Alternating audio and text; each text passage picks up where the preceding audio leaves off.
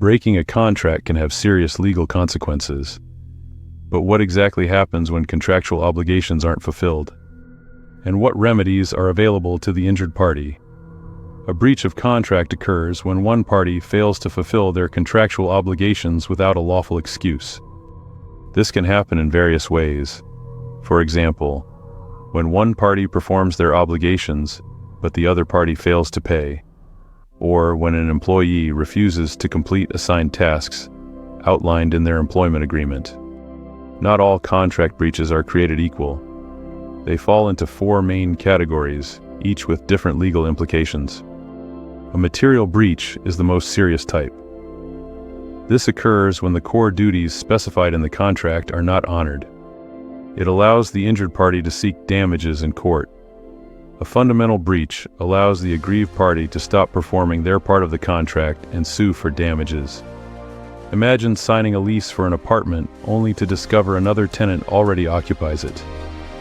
The landlord has fundamentally breached the contract.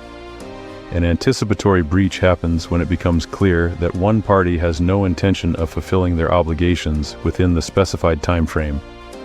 For instance, if someone hired to paint your house by a certain date hasn't even started the day before the deadline, it's impossible for them to complete the job on time. Minor breaches are partial violations that don't completely undermine the contract. If you hire someone to build a business website and they complete it with some errors, you can't claim they failed to perform since the job was technically completed. However, you might be able to sue for monetary damages to force corrections. When a breach occurs, several legal remedies become available. Compensatory damages aim to reimburse the non-breaching party for financial losses. Consequential and incidental damages cover additional losses beyond the contract's terms.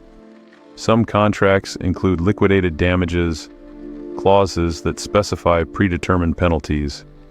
In rare cases involving fraud or intentional misconduct, punitive damages might apply. Courts may also order specific performance, requiring the breaching party to fulfill their contractual obligations rather than pay damages. Additionally, the non-breaching party may be entitled to cancel the agreement and seek restitution.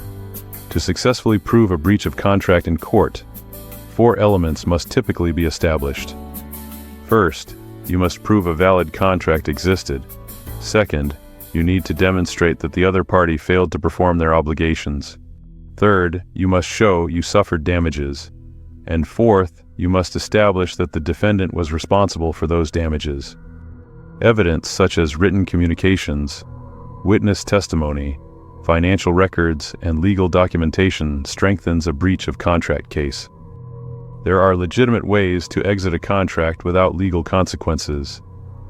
The most straightforward is when both parties consent to terminate the agreement. In such cases, it's advisable to document this consent in writing. Non-binding agreements, such as informal arrangements between friends, can also be broken without legal repercussions. Additionally, a contract can be legally broken if the breach is not material and causes no consequences. To minimize the risk of contract breaches, several preventative measures can be taken. Draft clear and detailed contracts that explicitly state all terms, conditions, and obligations. Include dispute resolution clauses for mediation and arbitration to resolve issues without litigation. Specify consequences for breaches, such as liquidated damages or termination rights. Regularly review contracts to ensure compliance and relevance.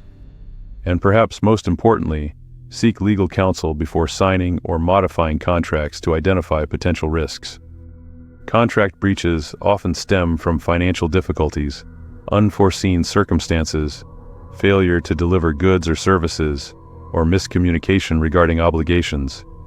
Even verbal contracts can be legally binding, though proving their terms in court is more challenging than with written agreements.